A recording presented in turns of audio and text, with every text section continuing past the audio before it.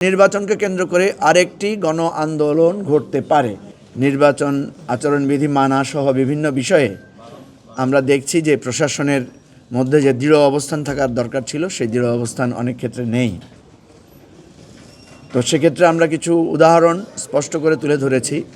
সেটা হচ্ছে দেশের বিভিন্ন স্থানে আপনারা জানেন যে তফসিল ঘোষণার আগে যে সমস্ত পোস্টার, ব্যানার, ফেস্টুন লাগানো হয়েছিল সেগুলো প্রত্যাহারের তুলে নেওয়ার একটা নির্দেশনা ছিল।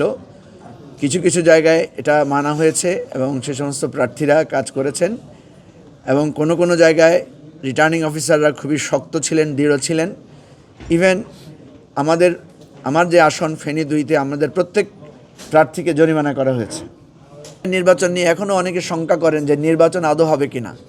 সব কিছুর পরও যদি নির্বাচন হয় এবং সেই নির্বাচনটা যদি গ্রহণযোগ্য না হয়, সেই নির্বাচনটা যদি প্রশ্নবিদ্ধ হয় এবং সেই নির্বাচনের পরে যদি প্রার্থীরা সন্তুষ্ট চিত্ত না হন, ভোটাররা সন্তুষ্ট চিত্তে বলতে না পারেন যে তাদের মতের প্রতিফলন ঘটেছে, তাহলে এর চাইতে দুঃখজনক কিছু আর হতে পারে না।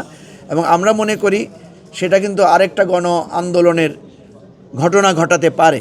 নির্বাচনকে যে কেউ যদি ম্যানিপুলেট করার চেষ্টা করে এবং প্রশাসন যদি এখানে দুর্বলতার পরিচয় দেয়, নির্বাচন কমিশন যদি আমাদের অভিযোগ শোনার পরও কোনো ধরনের পদক্ষেপ না নেন, তাহলে কিন্তু নির্বাচনকে কেন্দ্র করে আরেকটি গণ আন্দোলন ঘটতে পারে। এটা আমি আগাম প্রেডিক্ট করলাম এবং সেটা আপনাদের মাধ্যমে জাতিকে আমরা জানালাম।